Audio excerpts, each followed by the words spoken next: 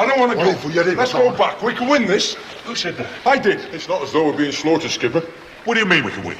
Just Wait a minute.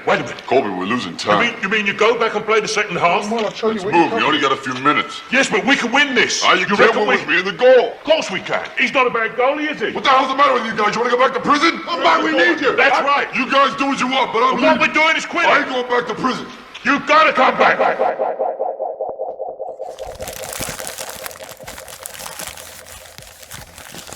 Aside from football, the only other sport that I watch consistently is MMA. The UFC specifically. I don't watch Bellator, Strikeforce, One Championship. What's the other one called? Pride. Any other organizations outside of the UFC that sanction MMA fights are dead to me. But if you'd like to have a conversation about the UFC, we can do that. Don't ask me about basketball. No one cares about tournaments. In my opinion, basketball's been whack way before that, which is why they decided to do tournaments. When everybody started shifting teams and taking the easiest path to championships, it was pathetic. Please don't ask me about boxing. I don't have extensive knowledge on 20 Mexican fighters. Oh, Gutierrez looked good against Garcia. Nah. You didn't see him against Garcia. Garcia versus Garcia. There's like 20 different Garcias. There's like 50 Mexican fighters, 20 Cuban fighters, and 1 Puerto Rican. Don't ask me about that. Let's just talk about football and UFC. This week's games between Hensel and I felt like a boring jiu-jitsu exhibition. After my Saturday games, after Joe Mixon scored 11, Ja'Marr Chase got 6 before he got injured, and who could forget Austin Eckler's 2 points on Thursday. My 18 points versus David Montgomery, Russell Wilson, Najee Harris, Deontay Johnson. I had to sit through all of that on Saturday. I had to survive. I had to break my way out of several arm bars, make it through a few series of ground and pounds. A boring matchup where I made it through round after round, game after game. Of course, this is your round 1 recap. But my point is, I had an Andy performance here, defeating Hensel 82-73. A victory's a victory. But even after those Saturday games, there were matches like the Green Bay Packers versus the Buccaneers, where I had Rachaad White, but I had to deal with Jaden Reed on the other side of the ball. The Buffalo Bills versus the Dallas Cowboys, where I had to deal with Tony Pollard on the other side of the ball. So even when I had my best players playing, Hensel was on the opposite end of the ball. That's annoying. It was annoying as fuck. I couldn't predict that Josh Allen would only score 15 points because it really wasn't necessary to do much against the Dallas Cowboys. The 2 points that Austin Eckler scored, I mean, that game versus the Raiders, 63-21. That was the first game that Austin Eckler scored a very low point total, and I didn't blame Austin Eckler. What else could he do? He got one really good screen where he got about 12 to 14 points, but outside of that, he didn't do much. Ja'Marr Chase's injury is a concern for me. We'll be discussing that in the next installment. But Hensel did what he does. Hensel scored 73 points. His average is 79. And when he made his late Sunday changes, the Chris Olave injury, he replaced him with Jayden Reed. This is what matters most at this time. It's not about projections.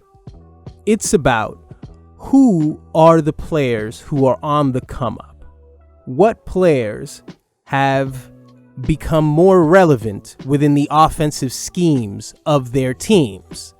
And if you've been paying attention to fantasy football at all over the past month, you've heard countless times where Rashee Rice needs to become a part of the Kansas City offense. Alongside Travis Kelce, Rashee Rice needs to become more of a thing for Patrick Mahomes. If you look at any ranking shows that rank wide receivers, you're always going to see Rashee Rice ahead of a Jayden Reed. Now, Jayden Reed is used very creatively within the Green Bay Packers offense. But the fact that Hensel selected Jayden Reed over Rashee Rice, that's the difference between him and everyone else, maybe outside of Joe, in the fantasy playoffs. It wouldn't have made a difference. There was about a 4-point swing.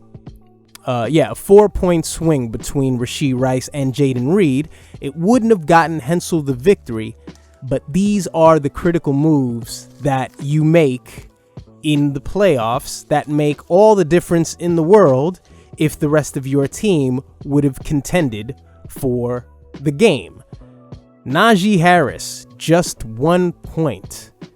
I think this is pretty indicative of what Najee Harris has done over the past 3 weeks, scoring 7 points against the Arizona Cardinals. I don't watch baseball either.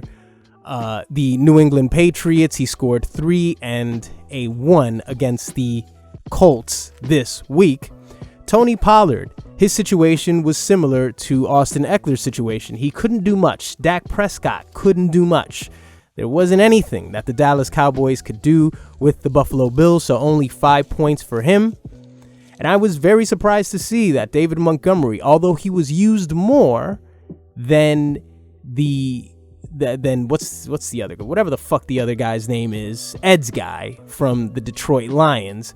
He was used more than him, but only scored 8 points. And Russell Wilson, am I right? 16 points, that's about what Russell Wilson does. I mean, he hasn't scored over 20 points since week 4 against the Chicago Bears when they were performing like the Chicago Bears. They've gotten a bit better. And 25 points in week 2 against the Washington Generals. So Russell Wilson is a bit of a fantasy bully. He's a bit of a bully. He only scores really high point totals against bad teams. So that's about it. That is the matchup between Hensel and I. I move on to face Skylander in round 2.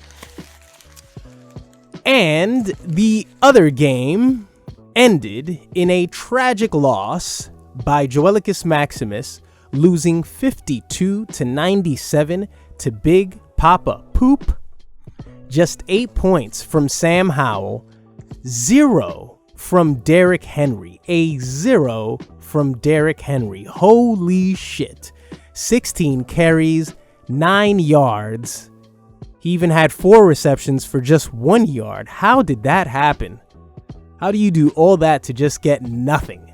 Jesus Christ. Travis Etienne with a 5. That Baltimore Ravens defense did its thing. And I'm hoping that it does its thing later on next week. Just 5 points for Travis Etienne, 11 for CeeDee Lamb. We were asking the question of what if the Cowboys have a bad offensive game and Dak gets a low point total and CeeDee Lamb does a little something. I said it would hurt Jay more. It turns out that it didn't hurt Jay at all because Joe's team didn't show up. 7 points from Michael Pittman Jr., who got hurt as well. George Kittle with a 5, and just 6 points for Devin Achane. I felt that Joe, after Joe had made the decision to select Sam Howell, I don't know. I felt like Justin Fields would have been the better choice, but in the end, that didn't really amount to much because Justin Fields only scored 9 points against the Cleveland Browns defense. 2 points for DeAndre Hopkins and a 15 from Chris Godwin, who, let me tell you, he kept the ball rolling in that game against the Green Bay Packers. One of the reasons why Rachaad White did so well, there were these third down conversions, about 3 of them that just right to Chris Godwin. Amazing performance by him. And, you know, as I said, Jay didn't really need much to go his way here. 10 points from Alvin Kamara, 9 for Zach Moss before he got injured. So many injuries in this round 1 matchup. Justin Jefferson with an 8, 16 points from Devontae Adams in that Thursday night massacre. And Jay is, you know, I'm lower on the waiver wire, so I'm just going to go ahead and say it. Jay is so greedy, and he is one of the reasons why we need waiver limits. We need waiver limits because of people like Jason. Let me see this for a second. I'm sorry. And if I'm not mistaken, I heard Jason discuss the waiver limit and he said that he didn't want one. I don't know. Maybe correct me on that, Jay. I'm not sure. But I could have sworn that you said, no, fuck waiver limits. Fuck waiver limits. Just gluttonous, just pickups and drop-offs. It's disgusting. 49 waiver moves for Jason. And I don't even think that's counting the playoffs. So possibly well over 50 waiver pickups by Jay here. And I bring him up because he dropped David Njoku again. He picked up David Njoku and then he dropped him this week to pick up, Kareem Hunt, who I dropped. Always pick up my garbage. You accuse Joe of picking up your garbage and you pick up my garbage, Jay. I'm lower on the waiver wire, but I think I can guarantee that Jay is going to pick up David Njoku again. This is why I believe in waiver limits, because waiver limits make this more cerebral. It makes this more strategic. If Jay would have been limited to maybe 2 more moves or maybe 1 more move, he'd be more cautious to just pick up and drop off David Njoku whenever he wants. You see, it gives owners like Jay so much of an advantage. Of course, it gives all of us the ability to do the same. But listen, I'm like always 10th on the waiver.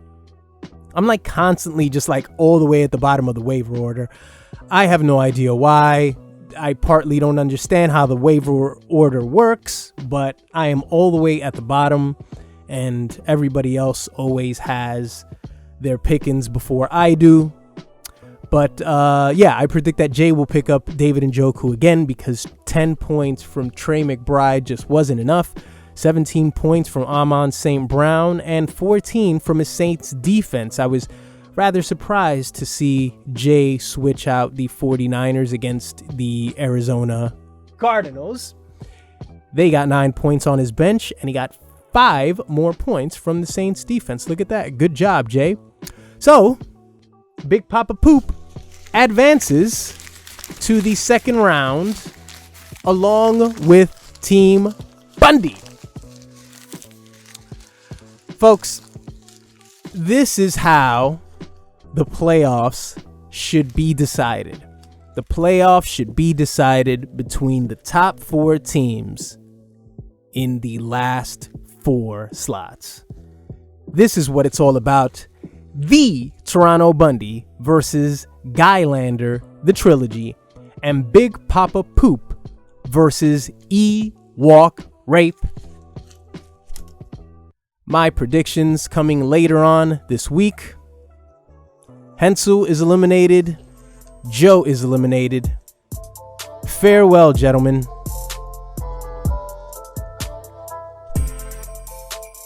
Go fuck yourselves.